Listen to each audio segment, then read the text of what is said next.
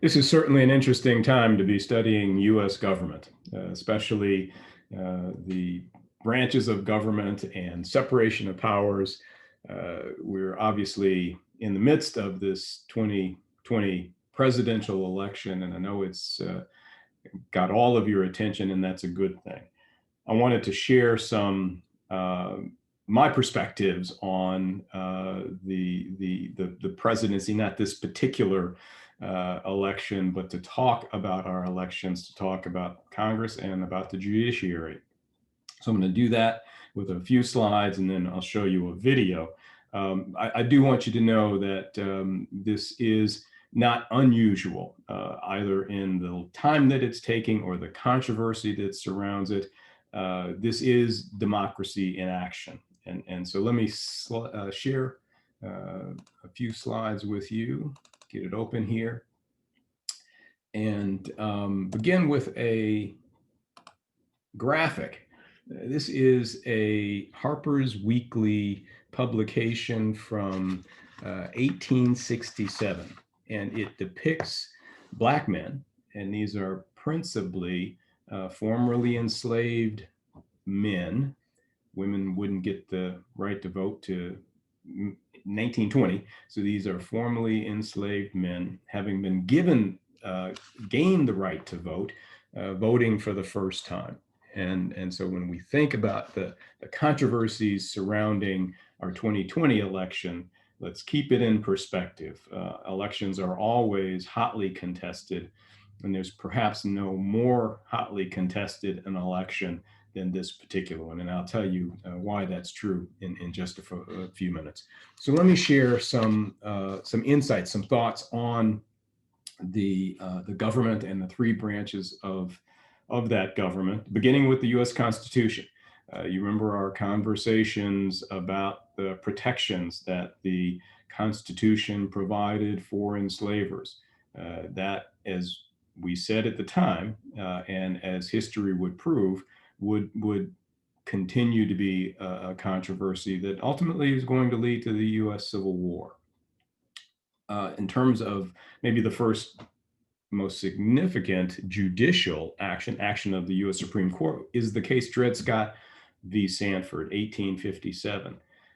Dred Scott was an enslaved man who sued for his freedom on the basis that he believed under the law he was entitled to that freedom, and the court decided not only that Black people were not citizens, therefore not entitled to sue, but indeed, Justice Taney would go on to say that Black people had no rights that white people needed to respect. So a very damning decision for the court, but an example of judicial action. The Civil War itself is really an example of both legislative and executive action. The war fought between 1861 and 1865. The legislatures, essentially, of the southern states would decide to secede and make war against the North. President Lincoln, seeing his responsibility as president to preserve the Union and fulfill his responsibility as commander-in-chief, would execute that war and fortunately do so successfully. The Emancipation Proclamation is an example of executive power. In the middle of the war, Lincoln would issue the Emancipation, which would free enslaved peoples in the states that were in rebellion, had seceded. Didn't free all of the enslaved people in the country. That would take the 13th Amendment in 1865. That would abolish slavery, and that is a legislative action. The Civil Rights Bill, the first Civil Rights Bill, 1866, an example of legislative and executive power. Legislative in the sense that the bill was introduced and passed in the Congress. In this particular instance, President Johnson would veto the bill. He did not support the Civil Rights Bill, which would give citizen rights to formerly enslaved and to freed Black people. Congress would exercise its power to override, and that would become the law. The 14th Amendment followed shortly thereafter. And that, again, an example of legislative action to amend the Constitution. The Reconstruction Acts of 1868, again, a combination of legislative action and the executive, in this instance, President Grant, to reconstruct the southern states after the Civil War. It's actually involved the federal government taking over the governments in the South until such time as they demonstrated through some specific requirements that they were ready to rejoin the Union.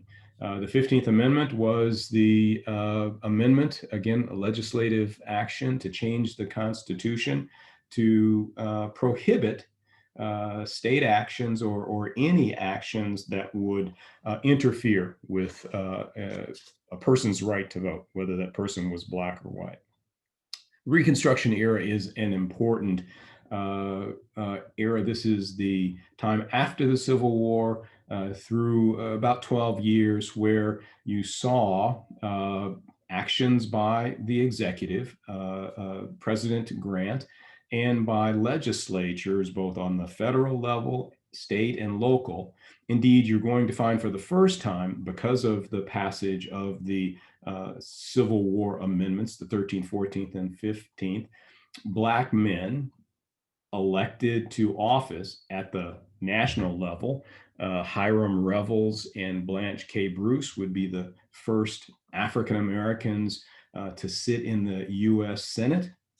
There would be 20 or as many as 30 African Americans who would be elected to the House of Representatives, to the U.S. Congress, and there would be as many as 2,000 Black men who would be elected and occupy offices across the land at the federal, state, and local level. So it was really an era of great excitement and anticipation. Some would say the first great chance for the U.S. to exercise truly interracial democracy. Unfortunately, it wouldn't last. By the end of that era, 1877, the Northern troops that had secured the peace in the South would be removed, and the Southern governments would assert their white supremacist, racist policies and practices, and it would introduce an era of terror and segregation that would last well into the 20th century. The Civil Rights Act of 1875, again, legislative and executive action during this Reconstruction era, would assure the rights of Black people to access public accommodations, to ride on a train, for example. Unfortunately, that act would be ruled unconstitutional in the date is wrong on my slide. It's actually 1889, I believe. The Supreme Court would reverse the Civil Rights Act.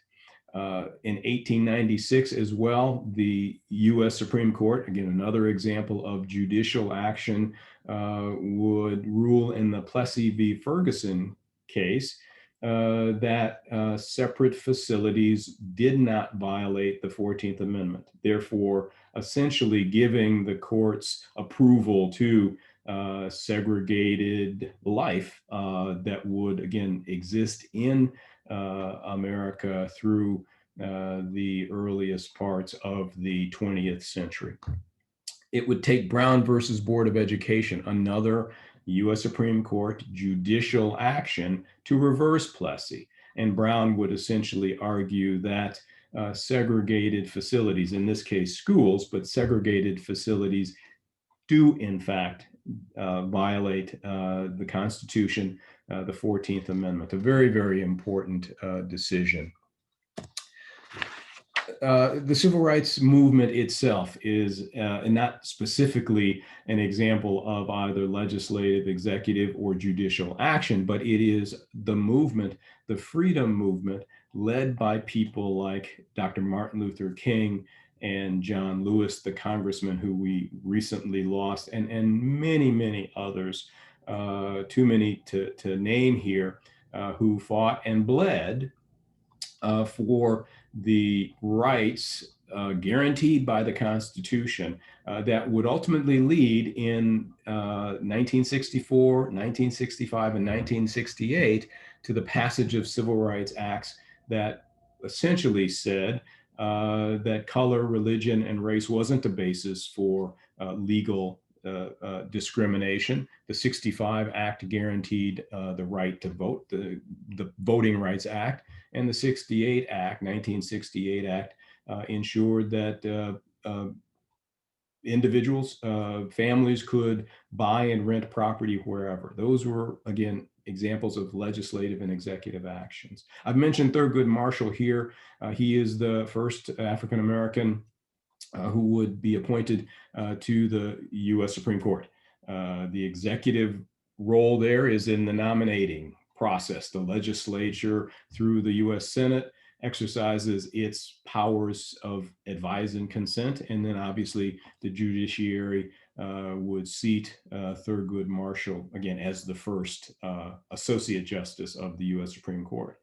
I've included President Obama here, obviously serving 2 terms, 2008 to 2016, as again, he was going to and did in fact fulfill his executive responsibility. So these are just some examples, again, from my perspective, as we think about the US government and how the 3 branches interacted and how those interactions impacted the lives of people of color, African Americans in this country.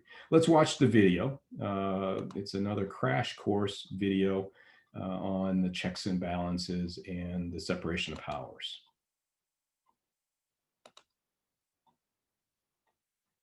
Get it started here, hopefully.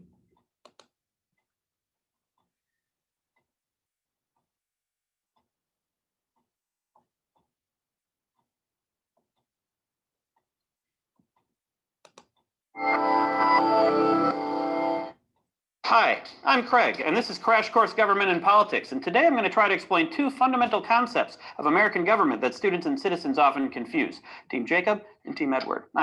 Separation of powers and checks and balances. Team Jacob.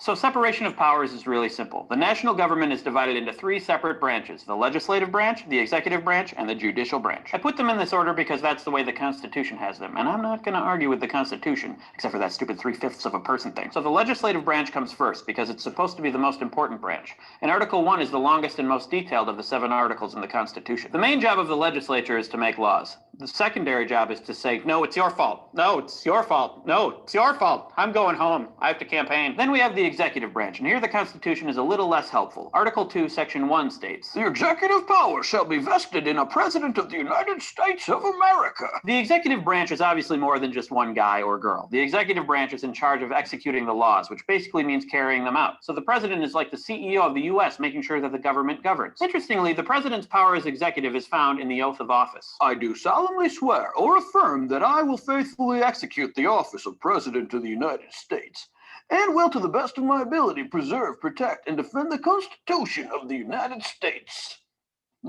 Wait, Stan, I just gave the presidential oath of office, so I'm president now, right? Totally. Oh, elections. Yeah, we didn't have those. Last, and in the eyes of many people, least, is the judicial branch. The job of the judiciary, also sometimes called the courts, which I'm going to call the courts because judiciary is really hard to say, is to interpret the law, to explain what it means. Article 3, which describes the courts, is even shorter than Article 2. It has only 3 sections instead of 4, and the courts today don't really look like this description. Here's the first sentence of Article 3, Section 1. "The judicial power of the United States shall be vested in one Supreme Court, and in such inferior courts as the Congress may from time to time ordain and establish." At least the framers realized that the entire United States would probably need more than one court. But notice right there in the sentence that Congress has the power to create all other courts. And this leads us nicely into the second important concept of American government: checks and balances. Yeah, that was a segue right into it. It was a nice job by me. I'm going to need a little help explaining checks and balances, so let's do that part in the clone zone. Checks and balances is a confusing term because it implies two things, but really it would be better to think of them as checks that balance, although that might be confusing to people who actually try to balance their checkbooks. Anyway, the point here is that each of the branches has the power to limit or check the other two, and this creates a balance between the three separate powers. In the same way that the Constitution lays out the legislature in the greatest detail, it also gives the legislature the greatest number of checks on the other branches. Legislative clone? So the framers of the Constitution were really concerned about the president becoming a tyrannical figure a la King George III. That guy was a jerk. So the Constitution gives the legislature a lot of power over the executive. The House of Representatives can impeach the president. Then the Senate can remove the president from office, but only if 2/3 of the senators vote for impeachment. The Senate can also check the president's appointment of judges and officials by rejecting them. This is known as advice and consent. Either branch of Congress can investigate executive activities and officers. If the president vetoes a law, Congress, with a 2/3 vote in both houses, can override the veto. Congress can also refuse to pass laws that the executive wants, and probably most important, they can refuse to appropriate funds for executive programs. You might think that since the judiciary is the third and presumably least important branch, Congress would have fewer checks on it, but that would be wrong. Here are the ways that the legislative branch can limit the judicial branch. Congress can impeach and remove judges as it can do with the president. Congress can be a bunch of jerks sometimes. That's me. The Senate can reject judicial nominees, which is a check on judges before they even get there. Congress can change the federal court system by adding or taking away courts, like it says in Article 3. And it can change the jurisdiction of federal courts. Congress can pass new laws that override Supreme Court decisions, as long as the decisions aren't based on the Constitution. Don't want to do that. No. And as a very last super drastic resort, Congress can propose amendments to the Constitution, as it did with the 13th, 14th, and 15th Amendments, overruling the Dred Scott decision. Wow, legislative clone. It looks like the framers were so scared about an all-powerful super president that they gave Congress most of the power. Executive clone? You know what? I'll be executive clone since I'm basically president of the clones. The executive branch can check the legislature in the following ways. The president can veto Congress's laws so that they don't go into effect. The president can call Congress into special session, but he can't make them pass new laws. The executive branch carries out the laws and may do so in ways that are contrary to what Congress wanted. Although this rarely happens, the vice president is given the power to break ties in the Senate, which is one of his only real powers other than embarrassing the president. The president nominates Supreme Court justices, and this can change the way the court works. He also nominates federal court judges, and this shapes the entire court system. The president can pardon people convicted by the courts, which cancels out their judgments. The president can also, in his capacity to carry out the laws, refuse to carry out court decisions. So you can see that even with the number of checks that it has, the executive branch is weaker than the legislature. But not as weak as the judiciary branch. Many political scientists consider the judiciary the weakest branch because without legislative and executive action, it doesn't have a whole lot to do. Being the weakest branch, the judiciary also has the fewest checks on the other two branches. Here's what it can do. The judiciary checks the legislature by declaring its laws unconstitutional. The Chief Justice presides over impeachment trials, and sometimes he gets to wear a special robe when this happens. Perk of the job. It's a perk of the job. It's really nice. And the judiciary checks the executive branch by declaring executive acts unconstitutional. A really good example of this was Youngstown Sheet and Tube Company versus Sawyer. Super important case. Look it up. Look it up. The court also issues warrants in federal crime cases, and again presides over impeachment trials in the Senate. But the big check that the courts have is invalidating laws and executive actions. We'll talk about how courts actually do this and where they got this power in a later episode. No, I'll talk about it in a later episode. Now, okay?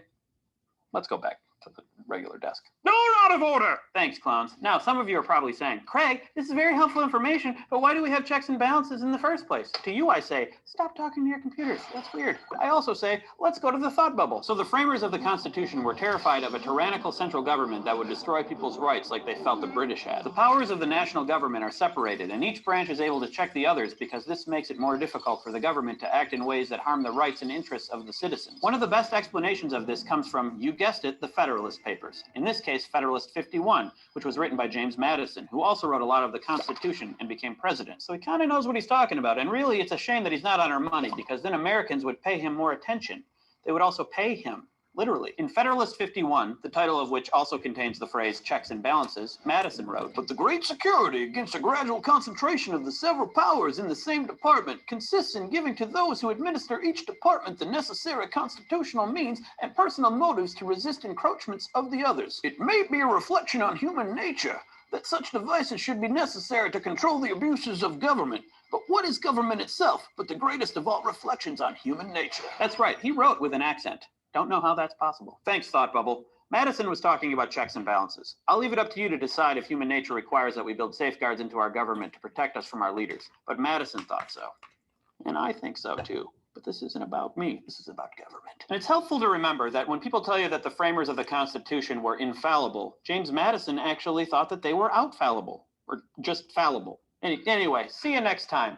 I'm so fallible. Crash Course Government and Politics is produced in association with PBS Digital. Stop the video, stop my sharing, and just a couple of closing comments. I started by saying it's an interesting time to be studying the subject during the middle of this, midst of this election, 2020 election. Consider that the election laws were passed by the state legislatures. Look at Pennsylvania, where there's a lot of delay and a lot of concern. Well, that was impacted by laws passed by the legislature. The president is now filing suit, arguing that in addition to there being fraud, that these procedures have been in some way unfair to him. And now the courts are going to have to rule as they have ruled and will ultimately rule on all of these objections. So just a really good example of how the legislative, judicial, and executive interact in the real world. So this is our democracy, people. I hope you're paying attention. Hope you're asking the tough questions, and I look forward to seeing you again soon.